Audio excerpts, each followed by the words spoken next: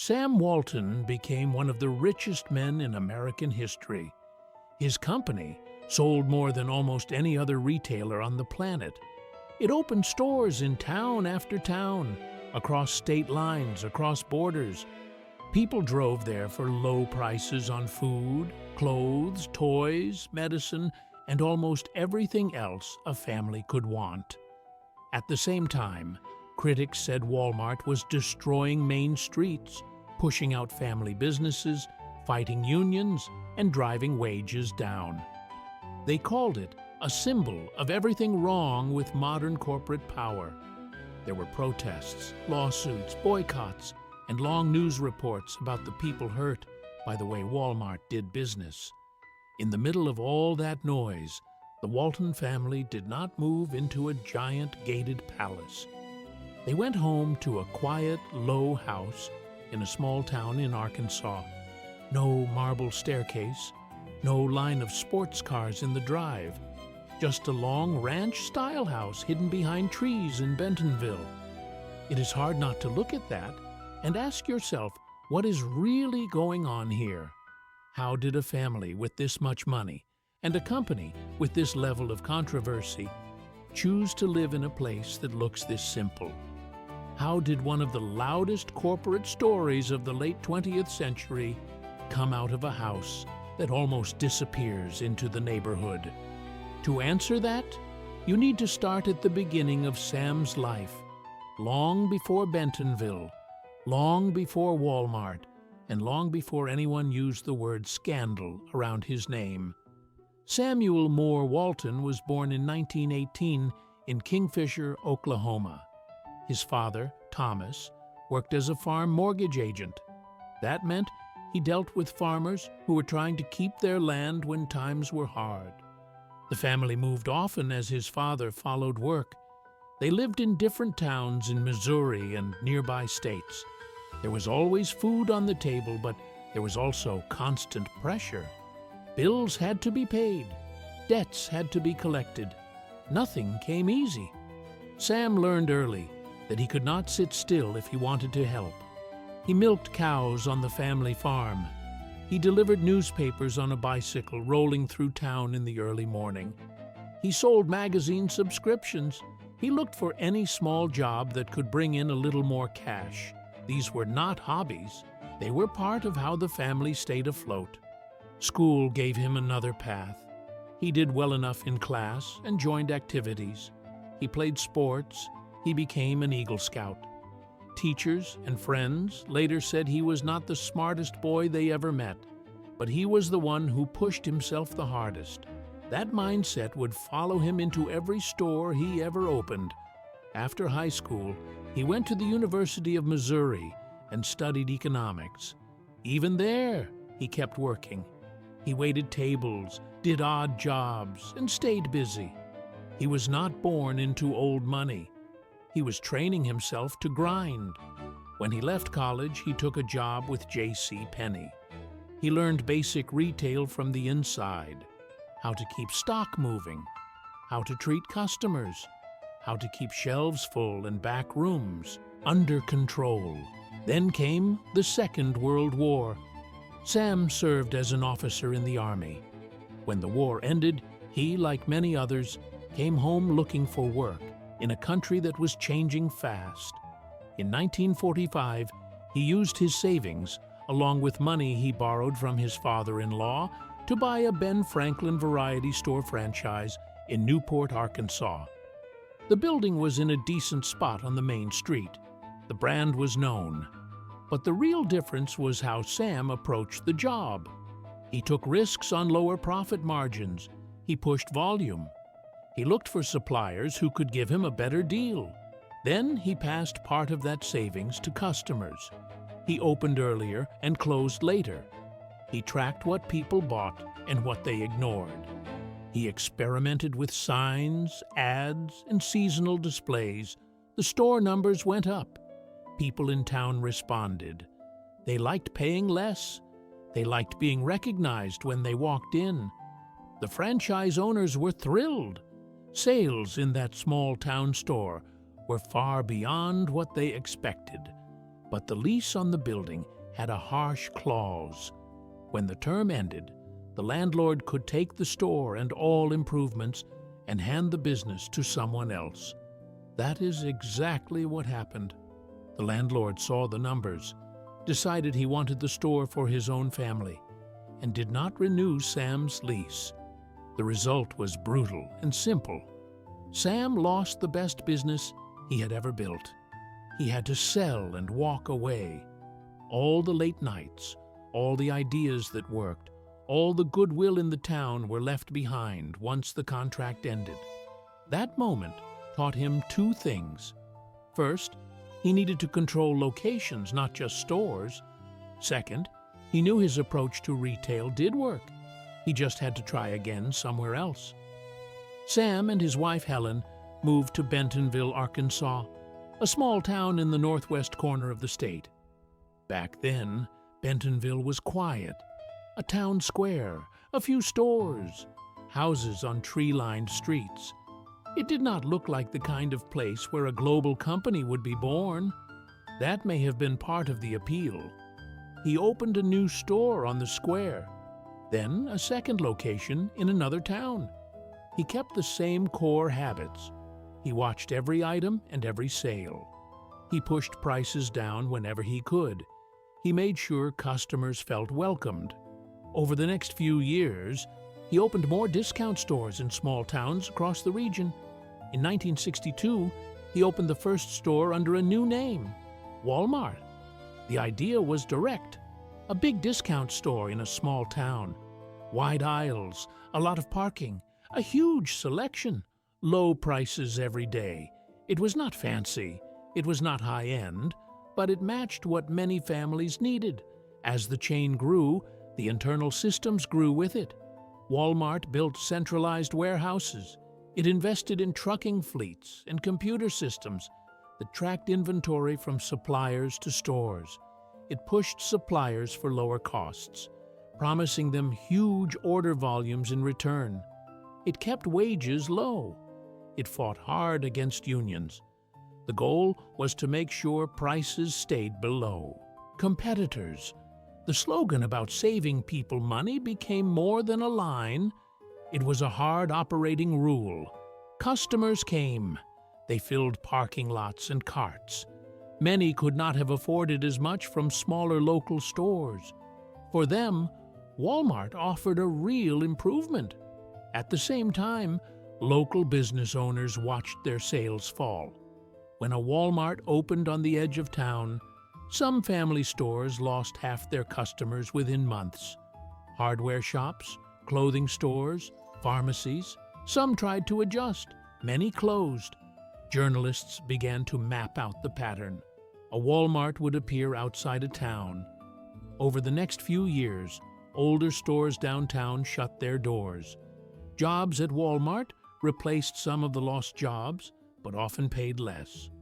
Health benefits were limited. Hours were not always full-time. Critics said Walmart had created what they called a low-wage service trap. People had work, but they could not move ahead. Inside the company, managers were trained to keep labor costs tight and meet aggressive sales goals. There were reports from workers about being asked to work off the clock, being locked inside stores during night shifts, or having hours changed without much notice. Walmart often denied or disputed these claims, but the stories kept coming, and many ended up in court. Labor groups saw Walmart as a central target. The company was the largest private employer in the United States. It had huge power over how retail work looked. Unions that tried to organize Walmart workers faced strong resistance. In some cases, when workers in a single store department voted to form a small union, that department was closed soon after. The message was clear. Walmart would use every legal tool it could to stay union-free. Gender discrimination allegations added another layer. In 2001, the Dukes via Walmart case claimed that women across the company were being paid less and promoted slower than men in the same or similar roles. The case grew into one of the largest potential class actions in American history. Walmart argued that pay and promotion decisions were made locally, and that there was no single company-wide policy that discriminated against women. In 2011, the Supreme Court ruled that the class could not be certified as one giant group because the situations were too different from store to store. The legal win did not erase the stain. Many women who had testified and shared their stories stood by their claims. Outside the United States, the pressure looked different but connected. Walmart relied on global supply chains to fill its shelves. Factories in Asia, Latin America, and other regions produced clothes, toys, electronics, and household items at very low cost. Reports from human rights groups and journalists described long hours, low pay, and unsafe conditions in some of these factories. Fires and building collapses killed workers in places where oversight was weak. When labels and wreckage showed links to brands sold in Walmart stores, the company faced public anger. Walmart argued that it tried to improve standards and that it audited factories, but critics said the basic demand for the lowest possible price put constant pressure on suppliers to cut corners. You can think about how supply and demand move here. The desire for cheaper goods at home can lead to harder conditions far away. In that sense, the Walmart story is bigger than one company. It is a story about what happens when a whole system chases low prices no matter what. Then came the bribery scandal in Mexico. In 2012, an investigation by a major newspaper reported that Walmart de Mexico had used bribes to obtain permits and zoning approvals faster. The story said executives ignored internal warnings and shut down a serious inquiry. The company later paid large penalties under foreign bribery laws. For many people, this scandal showed not only a possible crime, but a pattern: growth at any cost. Pushing city rules, land laws, and basic standards aside if they were in the way. As all of this unfolded, the Walton family wealth was climbing. As the main owners of Walmart stock, their net worth reached levels that placed them near the top of global rich lists year after year. For critics, the sight of one family gathering so much from a company accused of driving labor costs so low felt like proof that something was deeply wrong. Supporters argued that the wealth reflected the value created for millions of shoppers and investors. You can weigh those two views, and you may feel the tension that has followed the Walton name for decades. But this story is not just about numbers and court cases. It is also about how that family lived while all of this was happening. The center of their private life was a house in Bentonville, not a huge estate outside town, not an oceanfront compound, a low, long house surrounded by trees. In the late 1950s, when Walmart did not yet exist, and Sam was still building his network of variety stores, he and Helen decided they wanted a proper home in Bentonville. They picked a lot on the east side of town. It had big trees and a small stream cutting through the land. Many people would have cleared it and started with a flat yard. Sam and Helen did the opposite. They hired a young architect from Arkansas, E. Fay Jones, and asked him to design a house that fit the land. Jones had trained with Frank Lloyd Wright. He liked simple lines and natural materials. He used local stone and wood. He kept the roof low and let the house stretch out rather than rise up. He set it so that trees stayed close. He turned the stream into a small pond and waterfall, so the sound of water would reach the back of the house. From the road, the home did not shout. A horizontal roof, natural stone, wood, shrubs near the foundation, no towering gate, no high fence. People could drive by and see a comfortable house, not a fortress. It looked like a nice home for a family that was doing well, not like the base of a corporate dynasty. Walk through the front door in your mind. You step into a small entry, not a grand hall. The floor is stone. The walls have wood and stone accents. There might be a simple table with a lamp and a bowl for keys, maybe a framed photo of family or a piece of art Helen liked. A coat closet door is near the entrance. Light from the main living area filters forward through glass. Beyond the entry, the living room opens up. It is the largest room in the house. The ceiling is at a normal height, perhaps a bit higher, but not soaring. Built into one wall is a fireplace of rough stone. A long hearth runs along the bottom where people can sit. The furniture is arranged in a square or circle facing toward the center. Sofas, a few armchairs, a low wooden table. The fabrics are tough enough to handle daily use.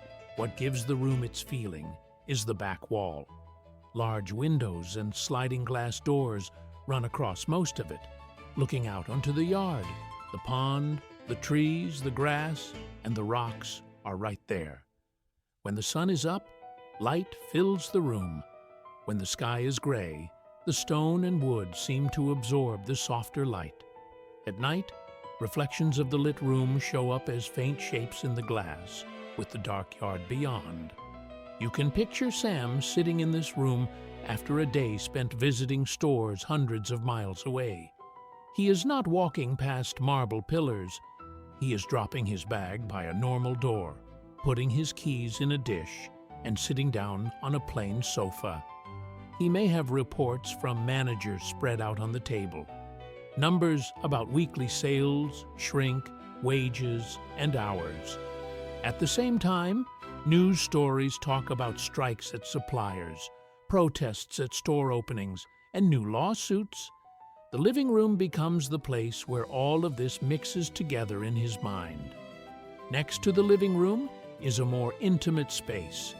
People who visited called it the hearth room. It has another fireplace, smaller and set up for quiet nights. There is a couch along one wall, perhaps a pair of chairs near the fire, a reading lamp, and a small cabinet for books or family photos. The ceiling has simple beams that break the flat surface into a pattern, another sign of Joan's careful design. This room is less for groups and more for one or two people. A place to read a book, to think, or to talk in private. It is easy to imagine Sam or Helen here early in the morning or late at night. The rest of the house is still. Outside, the yard is dark. Inside, a small fire burns, and a pool of light sits under a lamp. If you put yourself in that seat, you can think about the decisions that may have passed through that room. Choices about opening a new warehouse, pushing harder on supplier prices, changing benefits, or handling another round of bad press. None of those choices were abstract. They affected workers, towns, and families. This small, quiet room is one of the places where such choices were weighed. From the living areas, a short walk leads to the kitchen. It is larger than a basic small town kitchen, but not large enough to be called a chef showroom. Counters wrap around the room. Cabinets run along the walls. The materials are good quality and built to last. The layout is meant for work, not display. On a normal morning, the scene in this room would not look special. Cereal boxes on the table, a pan on the stove, coffee brewing, someone reading the newspaper or looking at papers from work. The refrigerator has magnets and notes on it. The sink has a few dishes drying on a rack. This is the same kind of scene found in millions of homes, which makes it easy to forget who lived here. The quiet in this room stands in sharp contrast to the noise outside about corporate battles and scandal. Attached to the kitchen or nearby is a dining area. A table large enough for family and guests sits under a simple overhead light. The chairs are wooden and solid. On most days, meals here are not formal. Plates are put on the table. Food comes directly from the kitchen. People pass dishes back and forth. During holidays, this room fills with more voices and more plates. Family dinners here mattered. This was where Sam could be a father and husband, not a CEO walking a store floor. Discussions ranged from school to sports to company news, stories from the road, updates from Bentonville, questions from the children about why their father was on the news so much. This is one of the places where the next generation of Waltons formed their own views on business, money, and responsibility. Behind the public areas, a hallway leads to bedrooms and other private spaces. Each child had a bedroom that matched their stage of life. A bed, a desk, some shelves, and space for hobbies. One had more art and books. Another had sports gear. Another had music. The rooms were not filled with antiques or designer items. They held the objects of normal youth, but the people who slept there grew up as heirs to one of the largest fortunes ever built in retail. The master bedroom for Sam and Helen follows the same pattern. A larger bed, a dresser and chest, a private bathroom with a simple layout. The design is focused on rest and function. Quiet colors, soft light. The windows look out onto trees and lawn, not over a crowded city. There is also a home office. It is not huge. A wooden desk holds stacks of paper, notebooks, and retail manuals. A chair sits at the desk. Shelves along the wall hold books on business, ledgers, and company reports. A phone sits on the desk. Maybe later, a fax machine, then a computer. This is where Sam could read reports alone and write down ideas for new systems, store formats, or cost cuts. Think about that for a moment. Some of the core moves that would shape Walmart stores across continents may have started in a room barely bigger than a bedroom, with one man at a desk, scratching with a pen. You may find it strange to picture global labor issues and antitrust debates tied back to such a small, quiet space. Outside, the yard brings all of this together. From the back of the house, steps lead down to the lawn. The stream, turned into a pond, is still there. A simple waterfall moves water over rocks. Trees curve around the space. The grass is open enough for children and dogs to play. The land does not feel manicured like a palace garden. It feels like a natural piece of the Ozarks shaped by human hands, just enough to be comfortable. This yard is where the family gathered in warm weather. Dogs ran here, children played, adults talked. Neighbors and store managers came over for cookouts. The smoke from a grill mixed with the sound of the water and the wind in the trees. If you were invited here for a meal, you would have seen a family that seemed normal, friendly, and plain. You might have found it hard to connect that scene with the national conversation about Walmart being too powerful and too harsh.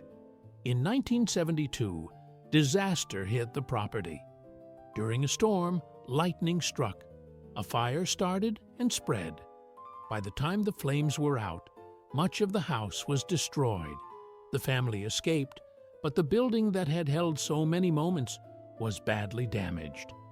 Sam and Helen did not sell the land. Instead, they moved into a double-wide mobile home placed on the property while they decided what to do next. They lived in that trailer while running a company that was already making them extremely rich. From there, they watched as crews cleared the wreckage of their house. They called Fay Jones again and asked him to design a new version of the house on the same site. He did. The new house followed the general shape and spirit of the old one, but it was slightly larger and stronger. Systems like central air were added after years of Sam saying they did not need such things. The layout changed a bit now that the children were older and the family hosted more social and business gatherings. Even then, with wealth rising fast, they chose not to turn the rebuild into a mansion. The second house was still low, still made of stone and wood, still wrapped in trees. It was not built for magazine covers, it was built for living. That choice matters. Many people in the same position would have taken the fire as a sign to build something huge and grand. The Waltons did not.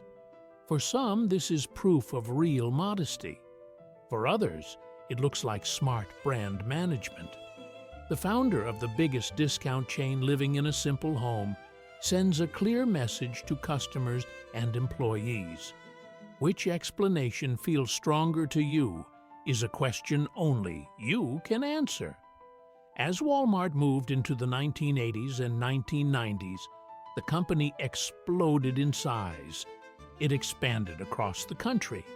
It opened supercenters that put full grocery stores under the same roof as general merchandise. It added Sam's Club warehouses. It began operations overseas. Every new market brought fresh praise and fresh anger. In some towns, Walmart was seen as a savior. It created hundreds of jobs, even if the pay was low. It brought cheaper groceries and goods than people had before. In other towns, it was seen as a destroyer. It pulled customers away from long-established shops downtown. It changed the kinds of jobs that were available.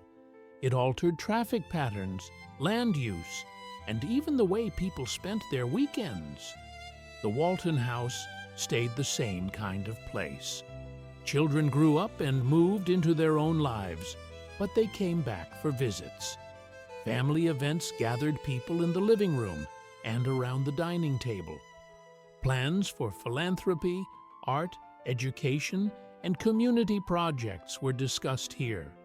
Helen Walton, in particular, became known for her interest in education and culture. Her influence can be seen in the later development of Crystal Bridges Museum of American Art in Bentonville, led by their daughter, Alice. The museum campus, set among trees and water, in some ways echoes the feeling of the family home. Nature, water, and simple materials arranged in thoughtful ways. Meanwhile, criticism of Walmart continued.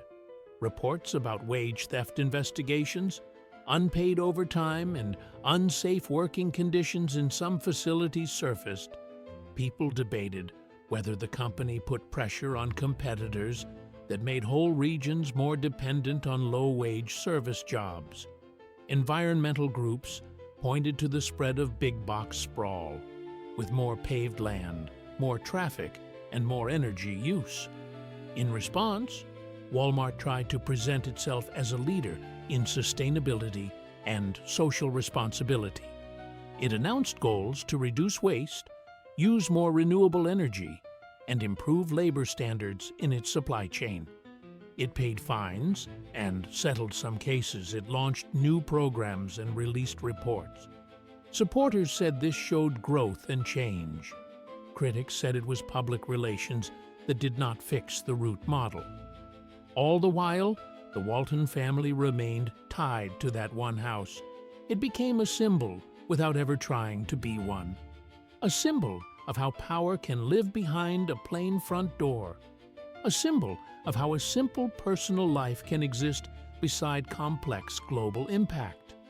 When you look at the Walton home, you do not see scandal on the surface.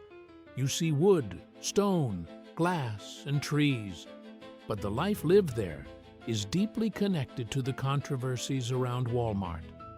The children who grew up in those bedrooms went on to lead and influence a company that changed the economic map of entire regions. The quiet conversations in that hearth room and office are part of why there is a Walmart store in so many towns today. The story of this house does not offer easy answers. It does not tell you if Sam Walton was mainly a hero of low prices or mainly a builder of a harsh system. It does not tell you if the family lived simply because they believed in it or because it helped their image. What it does give you is a clear picture of the contrast. On one side, a company accused of squeezing workers, suppliers, and towns. On the other, a family that drove old trucks, shopped in their own stores, and slept in rooms that look like those. Of many middle-class homes, you now know what the Walton Mansion really is. It is not a palace with gold gates. It is a modest house in Bentonville, Arkansas. It holds within its walls the daily life of a family whose name is tied to both opportunity and damage. The next time you walk into a Walmart or see one from the road, you can think about that house. You can picture the stone fireplace, the worn sofa, the kitchen with dishes drying by the sink, the small office with papers stacked on a wooden desk.